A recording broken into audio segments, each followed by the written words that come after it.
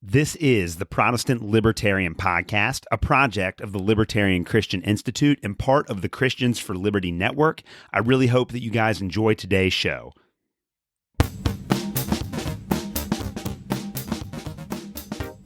All right, guys, welcome to another episode of the Protestant Libertarian Podcast. My guest today is Dr. James Crossley. Dr. Crossley is the academic director of the Center for the Critical Study of Apocalyptic and Millenarian Movements and professor of Bible and Society at MF Oslo in Norway, as well as a teaching post in Cambridge. He has authored and edited several books, including the brand new The Next Quest for the Historical Jesus, out now on Eerdmans Press.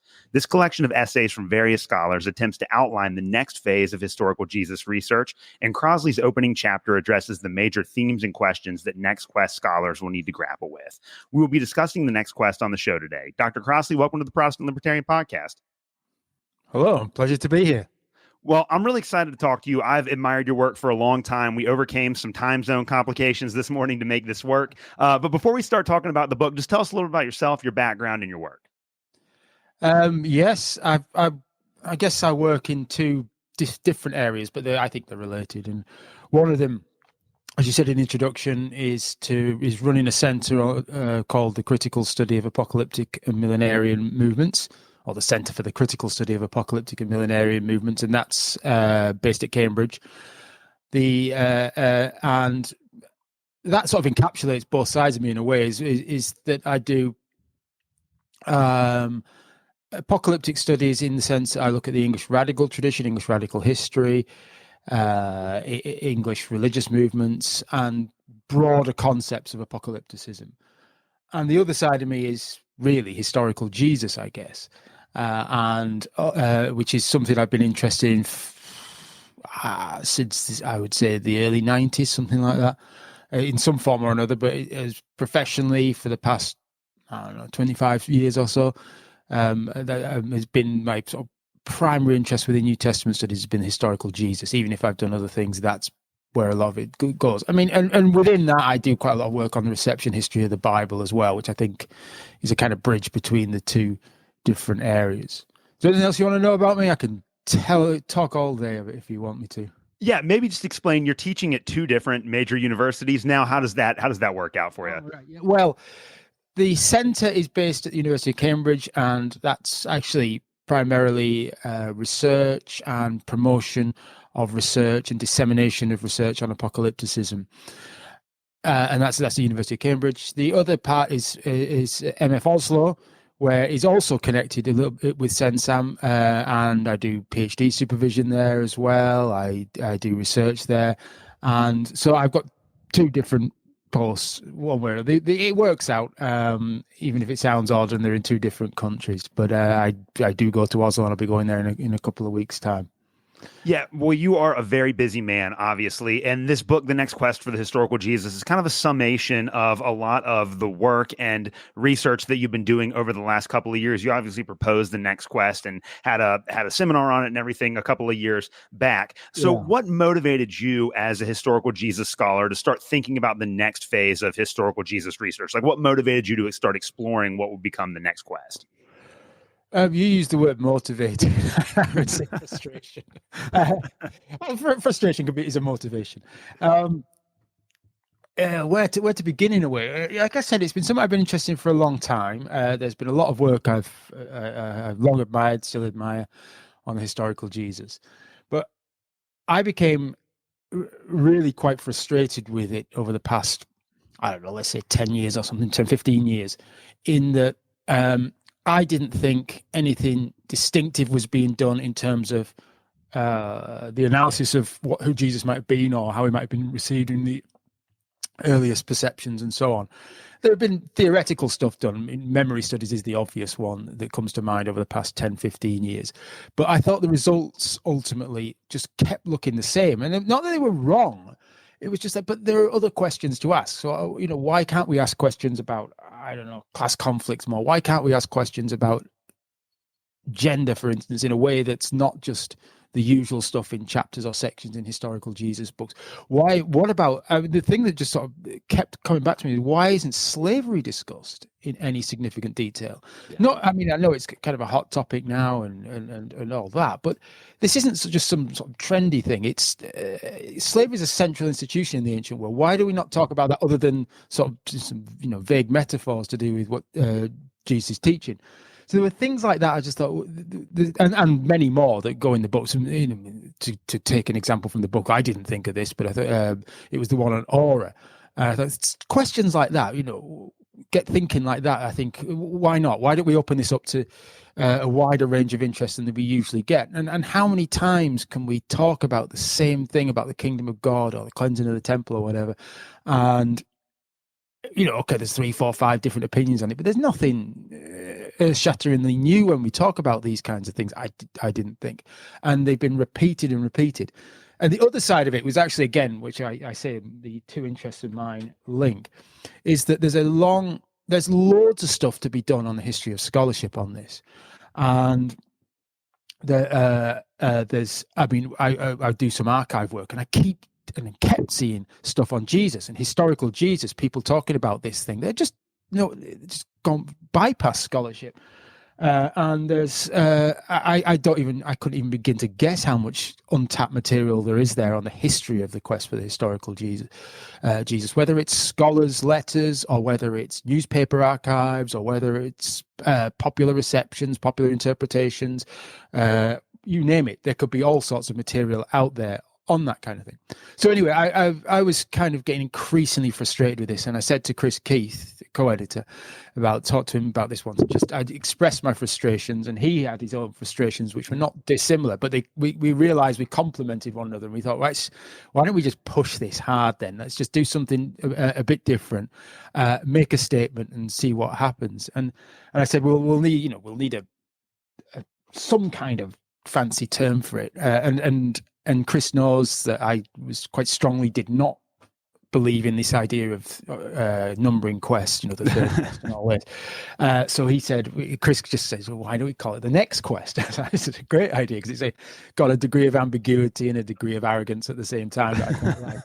And he just and he said, Chris is a much nicer person than me. So Chris is saying this is, so we can open this up. It's an idea that we can open this up to all sorts of views. There's no kind of one distinctive view, but we're just opening this up to a range of new different approaches, or as I also wanted to stress, is older approaches that got ignored and, or overlooked or didn't quite get the same acclaim as certain other approaches in the past. And we can bring these to the fore as well. So it was born out of frustration. We also both thought that Chris, we both agreed that the stuff we'd done, we were going to kind of think, right, okay, we're going to assume we were right, whether other people do or not doesn't matter. So I'm going to assume that all this stuff about Jewishness, the way that scholars construct Jewishness, quite duplicitously, I think, in many cases, the argument that language of very Jewish knowledge is just doesn't really make that much sense. It's antiquated. Why don't we just assume he's Jewish and forget about it? We'll move on. He's Jewish. There's not really up for debate in any way. And Chris said, and like with Chris, just assume you're right on memory and all this, and let's do something that pushes it forward. Let's do something just to see what things we can do that were new. So we invited people. And we opened it up. We didn't actually get many people coming in, but I don't know if it even got seen. Sort of more open call. But we were very clear in inviting specific people as well, and some of them weren't historical Jesus scholars, and they were saying, "Well, I can't do it." And we were saying, "Yeah, you can. Just say what it might look like if we use the kind of approach you use to historical Jesus." And we've kind of hopefully converted a few people to be historical Jesus scholars since. So we did a couple of conferences in 2022, where one was purely online, one was hybrid, and the book came from that. And Eerdmans were very keen to take it up, and I think it was a good choice of publisher in a way because because me and Chris, I think, come from different perspectives within historical Jesus and New Testament studies, and I think we hopefully brought some of that together. And I think Eerdmans is kind of placed to face both ways as well. So I think I hope it works well. I think it was the right choice, but only time will tell. Yeah, I definitely think that you guys did. And it's a very interesting collection of chapters. And there's kind of a lot of different big ideas that are proposed in that. Before we get to your contribution to the work, which is kind of like the big picture overview of the next quest, I want to talk about the previous phases, so to speak, of historical Jesus research. You make the point, and I think that a lot of New Testament scholars understand this, that it's kind of tendentious to divide up historical Jesus research into the three previous quests. But that's the model that everyone uses. You know, there's the quest, the new quest, and the third quest. What's the problem with conceptualizing historical Jesus research in those three big epics? And then what do you think have been some of the greatest successes or failures of previous attempts to reconstruct the historical Jesus? Yeah, well, it didn't have to be a problem. I mean, whatever kind of way we classify these things is going to bring their own problems and exclude things and all this kind of stuff. The biggest problem is the so-called era of no quest. Which is just not true, not even remotely true. Dale Allison, which book was it? Resurrecting Jesus, maybe, where he I think he just lists a lot of the publications in the so-called no quest, and you say you can't do this. And the other thing in the so-called no quest period is we had the Nazi scholarship, Nazi quest for historical Jesus, by taken seriously in Germany. It wasn't just some fringe thing or anything like that. So to call it no quest is a problem, because it's just simply not true. It could be, you could say that Bultmann dominated or whatever. Okay, I can go along with something like that. But you can explain why Bultmann was popular and all that kind of thing. I think that's fine. But the no quest thing is a problem. The other thing is, I think the sort of first quest sometimes becomes like the 19th century quest. And the 19th century is long. I'm just talking about the long 19th century. It's just, even if it's 100 years or whatever, it's still... there's a lot going on in the 19th century, a lot. And there's some important works, there's influential works. Everyone always talks about the liberal lives of Jesus, and quite rightly. But there's much more to it than that as well. So I think to generalize about huge periods of time becomes a real problem. I think there's nothing wrong with generalization, but I think if you don't work on 19th century stuff, you don't get a sense of the kind of different things going on, and you can't explain it properly if you don't get a sense of the different things going on. The third quest, I get people using it, and I'm prepared to turn more a blind eye to the language of the third quest, because I get people mean something like, I don't know, since the 1970s, greater emphasis on Jesus' Jewish, wider range of methods or whatever. But again, Dale Allison goes for a more typological classification. I don't. It's not really my kind of thing. But it does work. And one of the reasons it works is because if you read some of the, I went back and read early 19th century stuff quite a lot. And I was reading it and just thinking, it sounds very familiar. There's a lot of similarity with some of the past 50, 40, 50, 30 years even. The emphasis on Jesus Jew was you can get this in Romaris. It's pretty clear. You get it in some of the stuff I do in the book on Chartists and some of their precursors. There's some of these themes are there. And obviously, it's not as methodologically sophisticated as it is today, but some of the similarities are pretty striking. I prefer, as I've argued elsewhere, is to see just scholarship in its historical context, as simple as that. So if the scholar, you read Reimarus in the context of late 18th century and his early reception, I think as well, you read Thomas Paine or Charles Hennell or something in their context, the people they're connected with, their backgrounds, their audiences, and so on and so on. That's, to me, is the best way of reading the history of scholarship, and giving it a fairly precise historical contextualization and seeing its place in the longer term history of ideas, material history, and big geopolitics and things like this, that is much more fruitful than talking about third quests and things.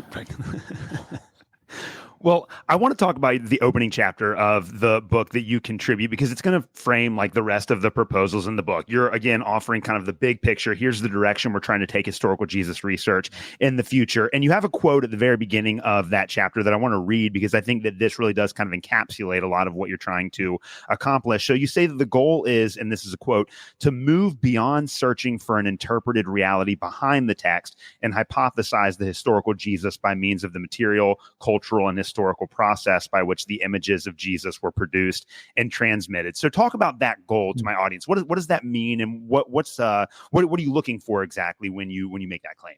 Yeah, I think there's two things that come out of this. This is I think this is Chris Keith's influence, that quote, as much as anything. But I think it speaks to two different aspects of what we're doing, complementary aspects too. So in the case of the influence of Chris, and I agree with this, it's okay. You can't just peel back the layers as such and get back to Jesus, is what he would argue. Instead, we have images and perceptions and memories of Jesus. How did we get there? So, what caused people to think like this, even if this is not, this was written, 40 years after or whatever, I don't know. So trying to explain how we get to where we are, which is an analogous process, but not necessarily quite the same as this uninterpreted reality. What someone like Chris would say, as would I guess most historians these days, is you're always talking about some kind of interpreted reality, if I could put it that way. So even if you've got people, even if we have eyewitnesses taking notes there with Jesus, there is already perceptions, there are already frameworks, there are already slanted ways of looking at it, and so on and so forth. One example I think I would give is even something like the crucifixion. Straight away, this could have been perceived as a humiliation. It could be perceived as a feminization of Jesus. It could be perceived as Jesus being able to take a serious beating like a man or something. You can take this in any number of directions, right, like that. So there's interpretation going on from the very beginning. So we have to explain what gave rise to different ideas as the time goes on. I think that's more. Well, no, I don't say it's more Chris. I think that's Chris's kind of emphasis, although he would give that a very strong spin with the language of memory. I think where it reflects my background more would be talking about the social context and how do you contextualize these ideas. What would it mean to start talking about rich and poor in Galilee at that time? We might not be able to say Jesus said these words or did or didn't or whatever, but if we can talk about these ideas were present in Galilee, Judea around the time that Jesus was active, what would they have meant to an audience? How would we understand that kind of interpretation? And the same with any other kind of ideas you find in the gospel tradition. And then there's things that, well, what would the language of slavery have sounded like to an audience? What would it have meant? We would need more detail on slavery in that part of the world, the material realities of slavery, to understand how that was understood. Or language of what were things like the changes in building patterns, in, if I can put it that way, in Galilee, the building of Tiberias, the rebuilding of Sepphoris, as Jesus was growing up. How does this have an impact on how people might understand family? Being the breakup of family is a theme in the gospel tradition. Was this early, and does this map onto or connect with the language of families being moved from land to help produce towns and things like this? So you can give any number of examples like that, or you can do some old-fashioned, simple examples. I think very important ones, in fact, is as Mark Goodacre says in his chapter, there's a lot of gaps in the record, and one is childhood, upbringing. Even if the most maximalist understanding of Jesus' childhood, you even took the Luke story about Jesus in the temple at age 12. I don't, but people do. But even so, what do we do? What was his upbringing like? What was his education like? What did he do as a boy? You would need just to get a general use of. You would need your imagination to start thinking. Okay, we have to start thinking what a household in Galilee would look like. We may not get precisely what Jesus was like, but we can get an idea of what it might have been for a household, labouring household, to their everyday realities, their practical realities, their farming realities, the way they understood their religious history or whatever. So you can start reconstructing that. It's not necessarily what it was like for Jesus, but you can get an approximation through a bit of imagination and through reading the sources and having some understanding of the social world. And that might mean looking at say early Jewish sources would be the obvious one to find out what education might have been like, but it might also be what did analogous peasant households look like in the Roman world or beyond, in different cross-cultural contexts, what might that kind of thing be like. So you have to use your imagination a bit because we don't have the data, but you can make some cautious and sensible comments, I think, still. Yeah, and just to make sure that my audience gets this straight, because I know for people that are not initiated to historical Jesus research, this could be really complex. Essentially, what we have are Matthew, Mark, and Luke, and they all give us a presentation of Jesus. And the way that a lot of previous questers have gone about interpreting those texts is they've tried to strip away, I guess, the later historical accretions to get back to the authentic Jesus. Yeah. And I think, like, most famously of like the Jesus seminar that was kind of judging individually word by word, and every single pericope, well, Jesus said this word, but he couldn't have said this word, and that method doesn't work. Instead, what we have to do, and I think what you're proposing, is that we have to think about what kind of figure would Jesus have been that would have given rise to the kinds of texts that we have, and we can really only do that if we're analyzing the social history to try to fill in those gaps. Is that correct? We have to kind of abandon the idea that we're ever going to get back to Jesus, and instead think about was kind of more like what Dale Allison and James Dunn and figures like that have proposed, where they've said it's more about like the impact that Jesus had, and that's kind of the best that we have historically. That's this is where I think there are two different elements to this. And there is that line of it.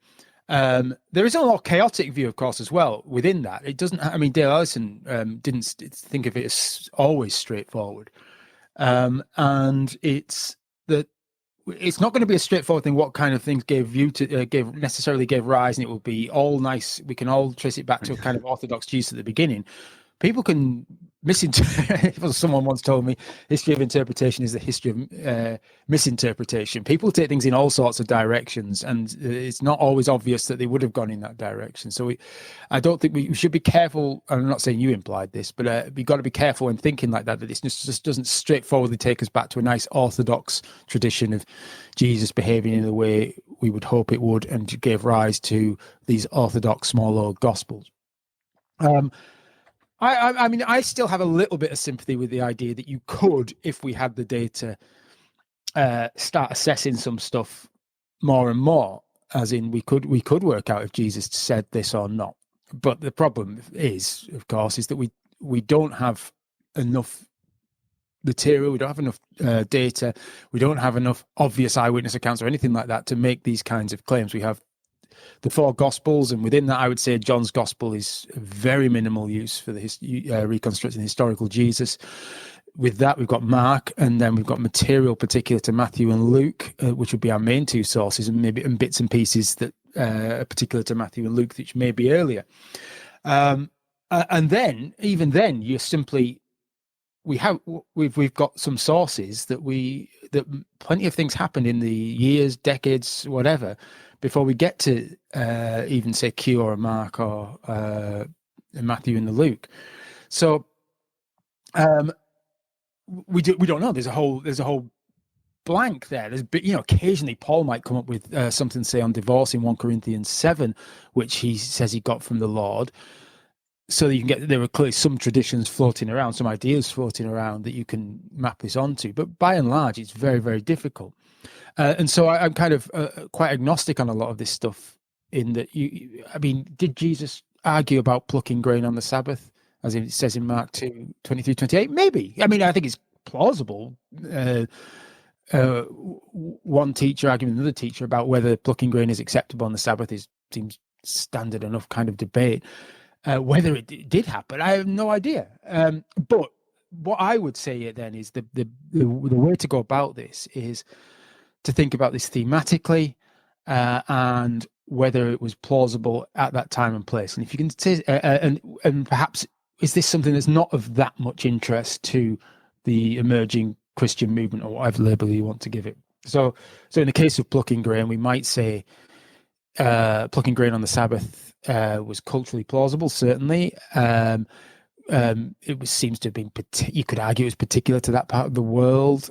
You could say it was not necessarily of that much interest, as far as we know, to early Christian groups. So you bring that together and you can start thinking, well, okay, this perhaps is an early theme, and you can see similar themes in the gospel tradition that make it. So you could say, well, these early themes about Sabbath disputes and so on could be there, or purity is a very good example as well, I think, could be there in the earliest material about Jesus, but we have to ultimately be agnostic on whether Jesus said or did the things that were attributed to him. And that's, the very difficult bit. I think you can sometimes do it in the negative. I think, for instance, with John's gospel and bits of the other gospels, of course, that you can start saying, well, this reflects later theological ideas that, from a different period of the first century. You can sometimes do that. And you can add on other bits. I mean, if you use carefully, you can use Aramaic. If you factor in all these other things, and you can say, well, okay, we've got an argument of collective weight that some of this stuff looks like it's early tradition, early material, and then how might we interpret it? How might we explain that? But I've worked on modern biography, actual biographical material of a 20th century figure, and and I've got access to archives, I've got access to letters, all these kinds of things. I've got newspaper articles, and there are things I'd love to know. I just don't know it. I can only guess. And that's then. We're talking. I mean, imagine this is like, even at the most conservative dating in Mark's gospel, we're still talking a decade. But we're talking a long, long time when this material anything could have happened to it, and stuff can get spun and embellished and developed dramatically. What, in a week, a year, 5 years, or not?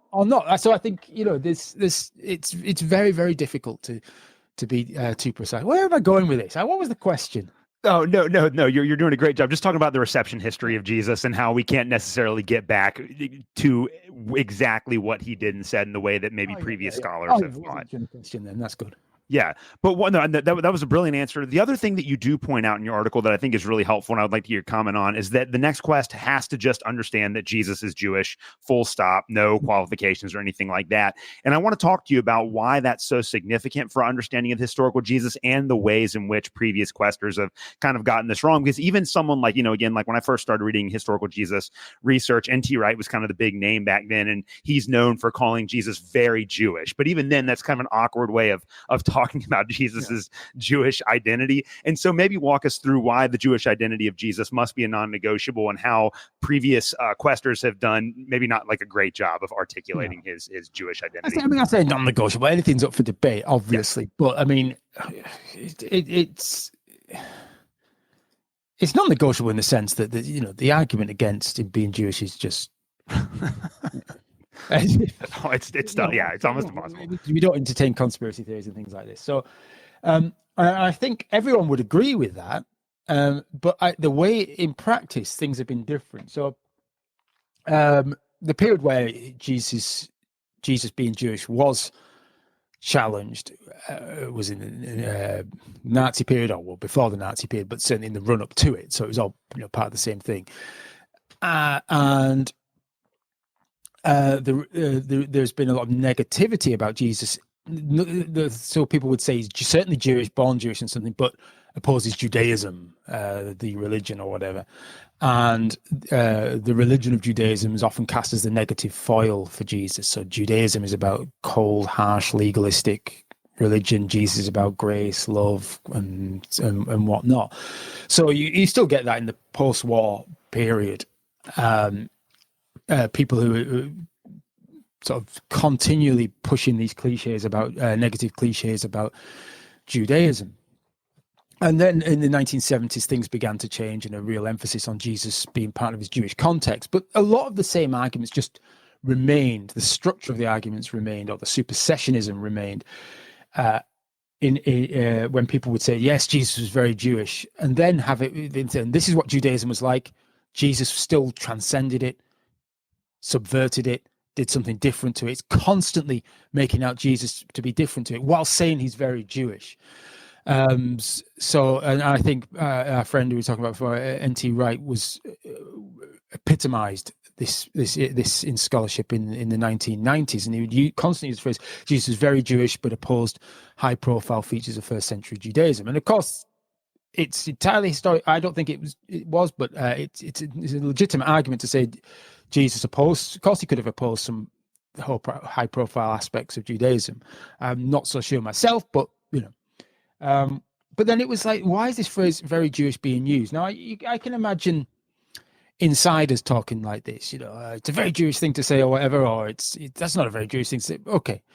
But that's not my concern. If it came up in the text, okay, that would be my concern. But my concern when we're talking about this would be, how did Jesus perceive himself? How did his followers perceive him? How did outsiders perceive him? Did they perceive him as Jewish or not Jewish? And then sometimes it's just not even discussed. No one's really discussing this. Now, for Paul, it's different. The context is really quite different. You've got a significant number of non-Jews involved, and those questions are clearly fraught for Paul. But in the case of Jesus, they're not. They're just, and this is where I think some of the discussion goes. Were the Jews responsible for Jesus' death?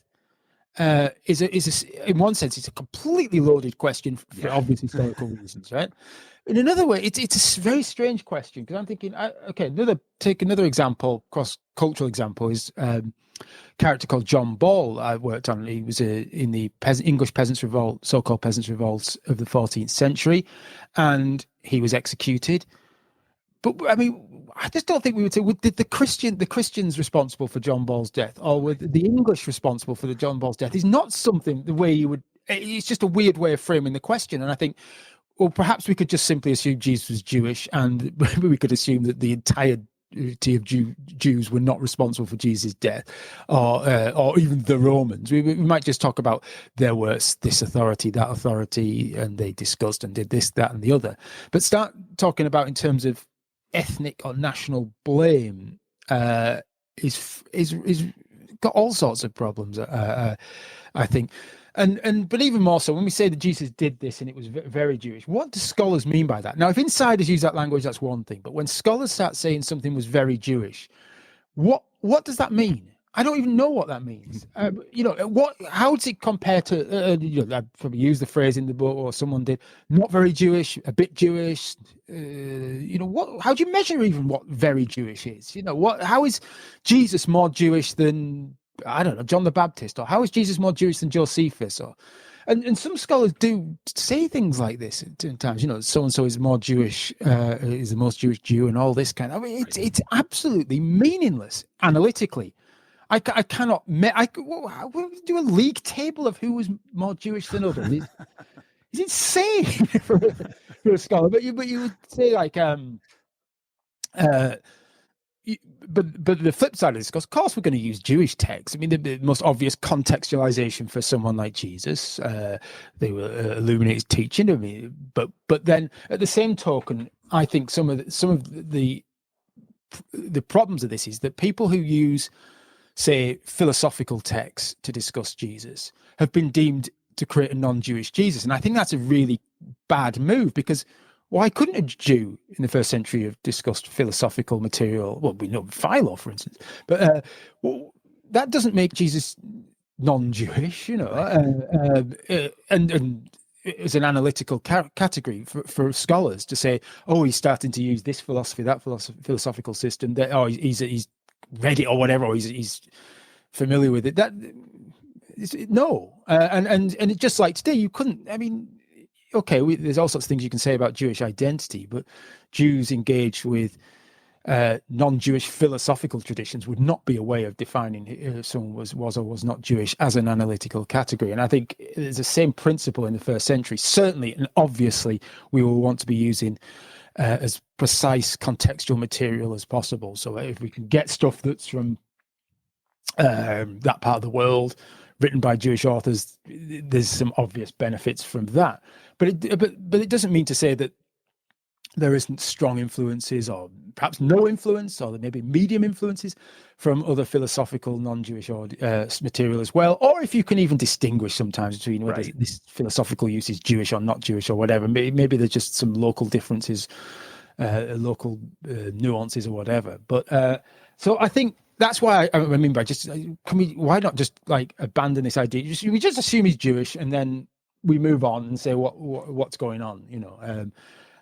And certainly, you know, what might his upbringing in trying to understand his Jewish history have looked like? But then, what would it have looked like as a peasant boy or whatever in Galilee as well, without having to say whether that's Jewish or not Jewish? It's meaningless.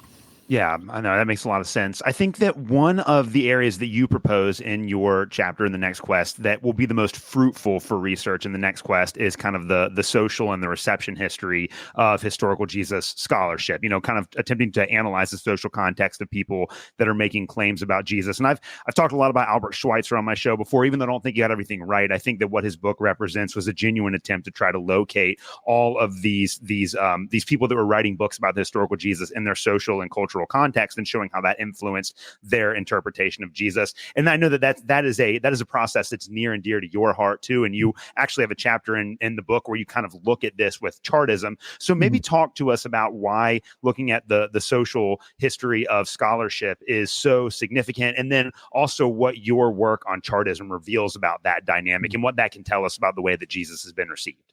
Yeah, I think I probably agree with your assessment of Schweitzer as well. The social history of scholarship needs there's just loads of stuff that could be done on this now, and I mean, to generalize a little bit, a lot of the history of scholarship, at least as presented in historical Jesus books, there's some quite good, very good stuff, in fact, done outside the conventional venues. It's usually just to say, you know, here's Romaris, here's Strauss, wasn't he a bit naughty, and it wasn't difficult then, and here's Schweitzer, and here's so-and-so, and look at the pros and cons, and that's fine.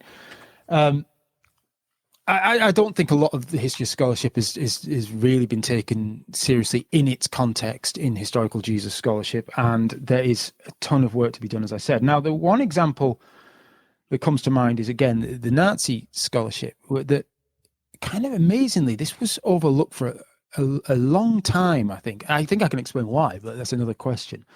There were exceptions, such as Vermesch did a little bit in the 1980s on Nazi scholarship on Jesus and the Gospels, New Testament, but it really wasn't until really the late 90s that this really came to the fore about how serious this scholarship was and how influential it was, and all this kind of stuff.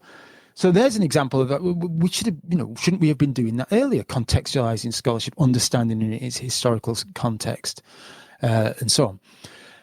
There's and so then you think there is a load of material already out there. Even the stuff we're kind of broadly familiar with hasn't really been done fully as it could be.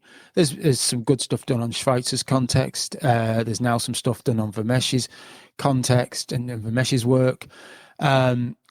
Halvard Moxnes, for instance, has written on 19th century historical Jesus scholarship in its national and political context. So where else? I mean, I've done stuff on the geopolitics of the past 50 years in relation to modern historical Jesus scholarship. There's people now working more and more on German context for it as well. So this is now starting to take place. Now that you think we've only just begun on a lot of this as well. I think once we get beyond just simply looking at the books, which is very important, we look at the letters, we look at newspapers. The newspaper archives are brilliant because they're pretty easy to use. And so you can get all sorts of stuff about early receptions of Jesus scholarship and gospel scholarship. And try to contextualize it. Why does the historical Jesus take off as a thing? I mean, there's always precursors, but really sort of towards the end of the late 18th century into the early 19th century. Why does it become such a prominent feature of theology and even anti-theology and criticisms of theology?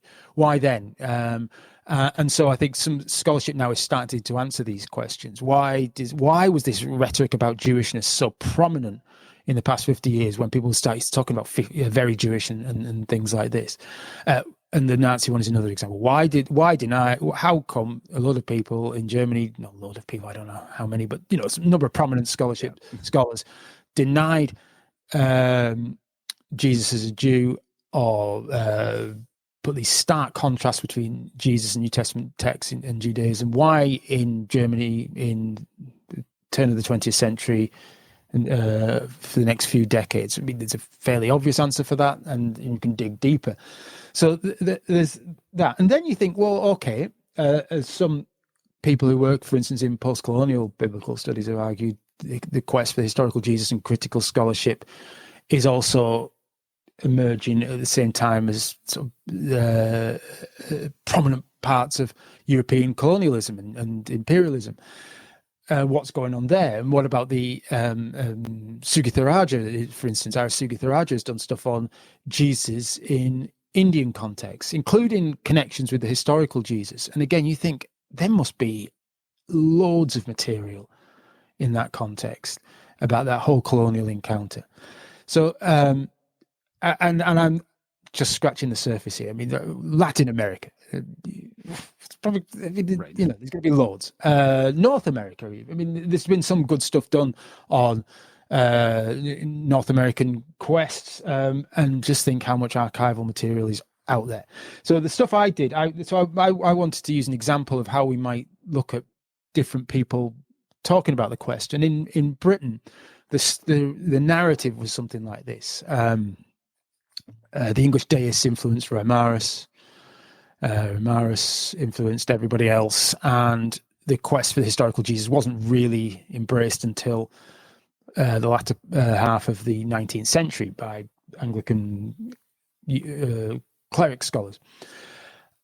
The story is actually quite different if we look at newspaper archives, for instance. So in the mid-19th century, this mass working class, I mean, it is mass, it's huge, working class movement called Chartism, pushing for political representation and better conditions and the workplace and other things. Clearly very interested in the quest for the historical Jesus. They know Strauss. We also now know, and this has been overlooked, that there was a cheap translation of Strauss doing the rounds. It was mentioned by Engels. It was mentioned by others as well. And it was advertised in the Chartist press. We can see this if we go looking through it. We can see people talking about the reconstructions of Jesus very much in strong class terms, incidentally. And they over a sort of 10, 15-year period, there's loads of material and adverts for Strauss, for Thomas Paine and things like this. And then you could sort of tracing it back. There's Charles Hennell writing roughly at the same time. He's a little bit more known for sort of middle-class dissenting tradition, writing around the same time as Strauss, independently of Strauss, and does a comparable argument. And then Strauss, I guess, I keep forgetting about the audience, and some of you may not know this. David Friedrich Strauss is the main sort of German skeptical life of Jesus in the 1830s that influences this idea that we can go back and reconstruct a Jesus shorn of the miraculous from behind the Gospels. So there's all this stuff going on from different perspectives. It's not just like a sort of hard humanistic perspective. There's more conservative religious types involved in it as well. You go back further still, there's people like Thomas Evans in pamphlets talking about Jesus as a slave, and his sort of general understanding of what Jesus was like was very controversial in the early 19th century. And then there's Thomas Paine as well, not always overlooked, but sometimes is, and very influential in how a lot of people understood the historical Jesus. They wanted to understand more, and they turned to people like Thomas Paine. So the newspaper archives for Chartism, there's loads of material on it, absolutely loads. And it's clear that the understanding the historical Jesus was thriving in that context before it really takes off in the universities in Britain. So again, there's just one example. With newspaper archives are pretty easy to use these days. You've got keyword searches and things like this. So it takes a bit of effort, but you can do this. And again, you think, okay, England, Britain, it's an island, Northwest Europe. What's going? People have done bits and pieces on the reception of Strauss in Germany, for instance, or Germanic, Central Europe. where else is this happening? What other stuff is there? There's going to be loads of stuff, and I think there is loads of research projects waiting to happen on trying to uncover the history of the quest for the historical Jesus, and it might throw up some results that are unfamiliar. So there's that. I mean, we can say that there's no more data for doing the historical Jesus himself at the moment, and so I can get the complaint that why bother doing historical Jesus studies. I don't agree with it, but there is some logic to it at least. But in this case, there is untapped material and loads of it. Yeah, you also talk about the need to reevaluate class and economics when it comes to understanding the historical Jesus. Again, kind of what we were talking about earlier, building out that sociological context in which Jesus lived. And I think that there are some scholars like Bruce Winter, and I'm actually reading through one of Peter Oakes's books right now, who have done some good work on that with respect to Paul, but that hasn't necessarily been applied to the historical Jesus in the same way that it's been to the letters of Paul. And beyond kind of thinking about class and economics, you also want to incorporate a lot of these other ideas that are kind of swirling around in the humanities right now. So ideas about gender and slavery and things like that. What does a reevaluation, or maybe not a reevaluation, but what does an incorporation of those ideas into historical Jesus research do to push the quest forward? Well, I mean, some of these questions should have been asked properly a long time ago. I mean, and people have, but they've just not risen to the fore, so to speak. I mean, I mentioned gender at the beginning because it's an obvious one. You might get a little section on Jesus and women or something, right. Jesus and men, but stuff like that. And it's and if this was like 30 years ago, but Jesus is very Jewish, but he's still better than other Jews towards women or something like that. But why not? What? And this is like we're keen to push Halvor Moxner's work forward, because what would upheavals in households have done for gender in Galilee at the time? If you're unexpected head of the household, that's the job for the eldest male. So not doing that has consequences for how people perceive gender and how Jesus may have constructed it of himself. And I'm not saying, in fact, he could have thought that, no, what I'm doing is more masculine or something like this, potentially. So martyrdom is a good example where all sorts of traits about manliness are tied in. But there's loads of other stuff that's being done, I think, often outside historical Jesus studies, which is a very small c conservative field these days. Once it was kind of very almost revolutionary field, you might say.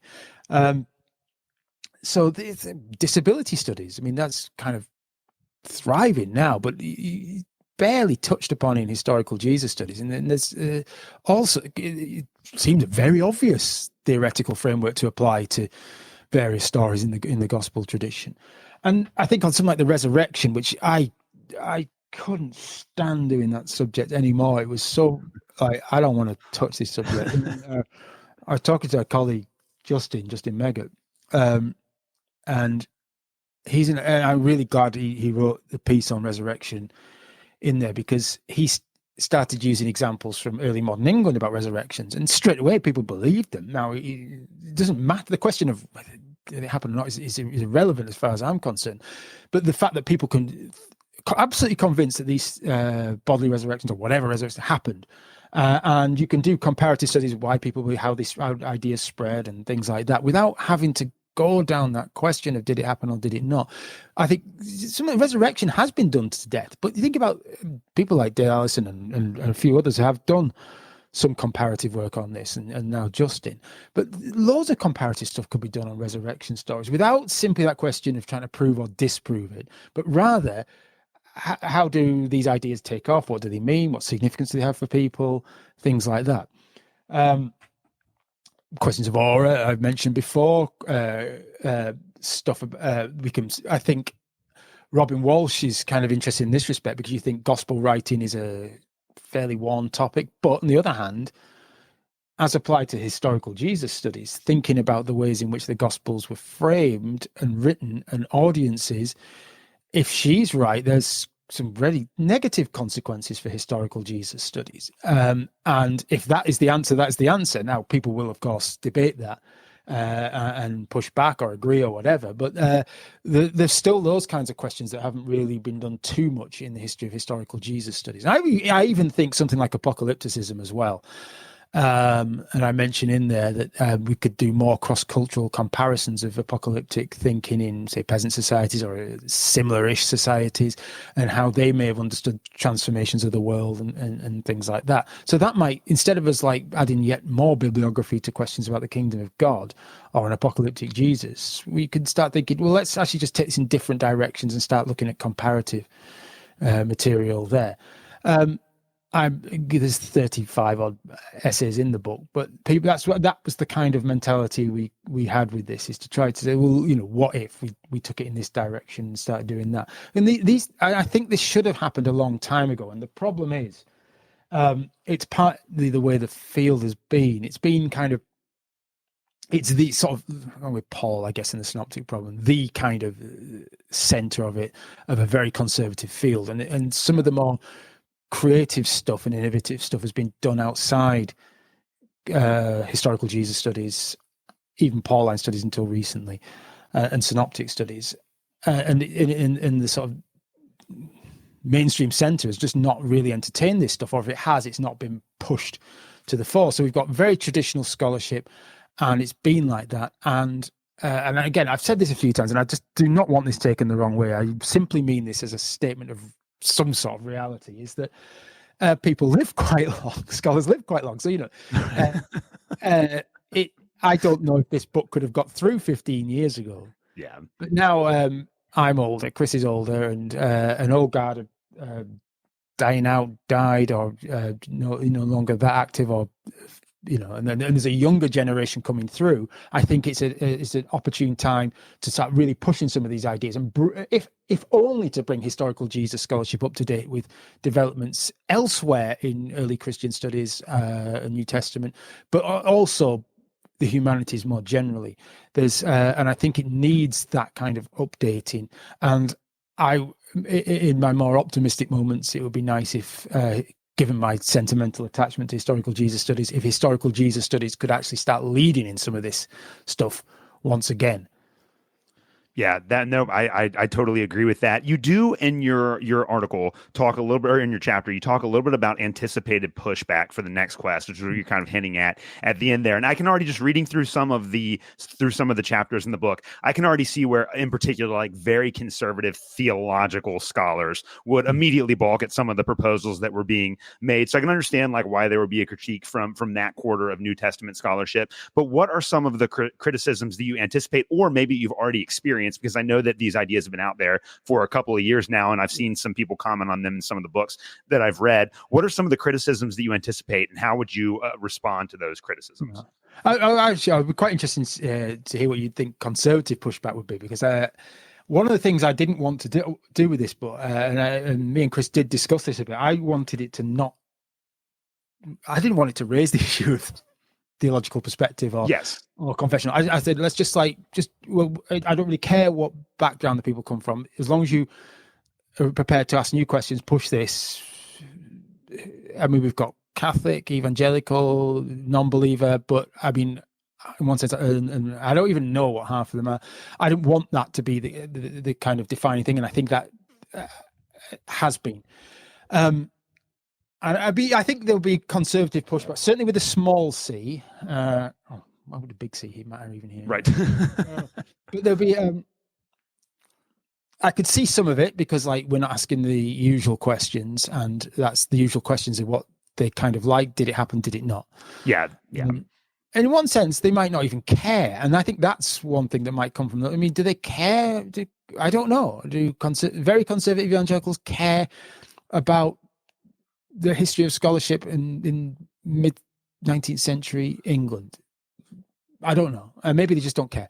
Do they care about? I'm trying to think of an example. Disability studies. I don't know. I mean, maybe they do, but it's not something you really hear that much from the very conservative end of scholarship. But at the same token, they may just. It's not going to necessarily offend them. But I don't know. So I'd be curious to hear what that pushback is. Yeah, I mean, I think just from my perspective, there are so many, and maybe this is more of an American phenomenon. And I go to a pretty traditional church, and so I know that like when I talk to people about this, I just kind of get a sense for the information that they expect the Gospels to give us. And in our like in my culture, it's just that like the Gospels are true. Everything that happens in the Gospel must be true. And if there's one story that's recorded in the Gospel that didn't actually happen in real life, then we can't trust any of it. And I think that there are so many people that are just wedded to that idea. And but again, like some of these people are even like they're even very critical of conservative scholars like N.T. Wright, because N.T. Wright also opens up space for saying, well, maybe Jesus didn't exactly say it in this way. And for like hyper conservatives, that's an automatic no go. But I think that has a lot to do with theological commitments about how the Bible has to be interpreted, and that would create an anxiety that whether it is like disability studies or incorporating any of these other ideas, they would perceive all of that as trying to undermine the authority of the Bible, which it doesn't necessarily have to do. Like but that's more of a theological commitment. But I think a lot of it for the conservatives just goes back to this idea that, okay, the Bible says it, I believe it, that settles it, and that's kind of the mentality that a lot of people have. And I can anticipate some people that I know reading some of the articles in this book and automatically being averse to what's being said just because they're worried that it might undermine that theological belief. That makes sense. I get you now. And I'm sure you're right. And that's not a problem just for us. That's a problem for a lot, I guess. Anyone who's working with those kinds of questions. But I guess historical Jesus stuff frames it quite centrally. And in one sense, I mean, I guess that isn't really our audience anyway. I mean, they are probably two different. The world is just too different in one sense. Not to say that conservative scholars won't get involved, but conservative scholars are not the same necessarily as people in conservative churches, although they have to negotiate those two different things. I get that. Yeah, I see what you mean. I was thinking in terms of scholars. Okay, so the real question that you asked about pushback, there's a few things. One is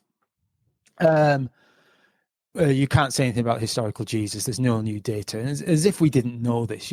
That's what kind of that bit frustrates me a bit when people say this. I say I don't care how many times I write this or say this. People just will just say it anyway, because people have templates in their head about how they think they're meant to react, and they believe that, and that's that. So to that I would answer is yes, I'm perfectly aware, and so is everybody else, that there's no new data. What we would say is, no matter how you interpret and reconstruct the ideas about historical Jesus, what this would bring is we're pushing different interpretive frameworks for understanding the data. We're not saying there's new data. We're saying, okay, you could do this in a different way. We do not have to follow the standard chapters of a historical Jesus book or ask the standard questions. We can ask different questions of this material and get answers.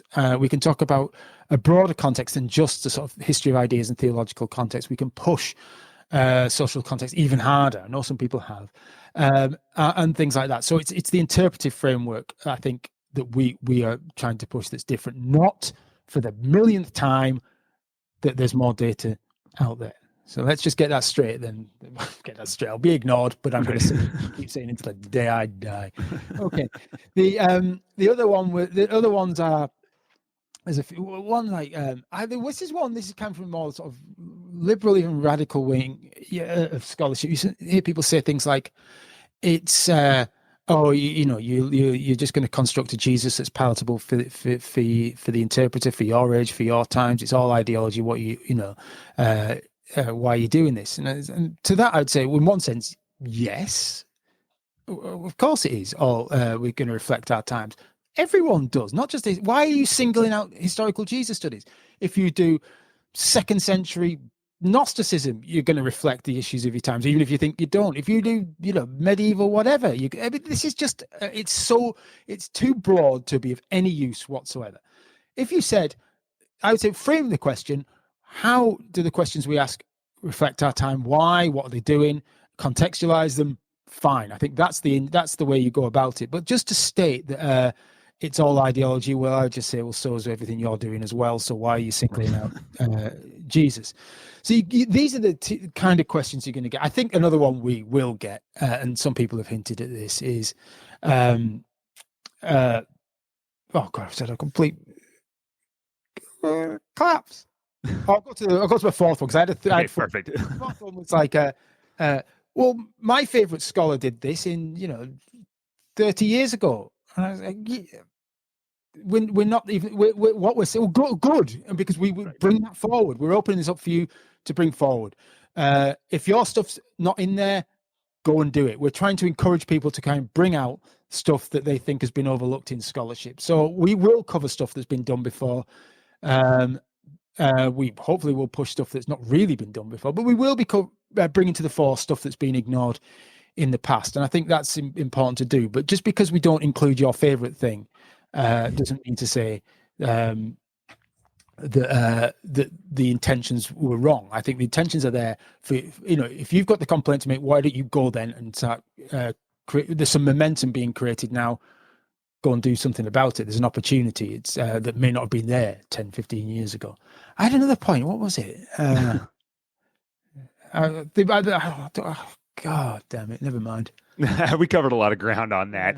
Well, I got one more question for you before I let you go today, and that's on the long-term impact of the next quest. So ideally, what kind of impact do you want this collection of essays to have on New Testament scholarship? And then I know it's impossible to predict, but if you're looking 20 or 30 years in the future, where do you want to see historical Jesus research at that point? Yeah. Obviously, I mean, one thing I try never to do is predict, because 99% of times you'll be wrong.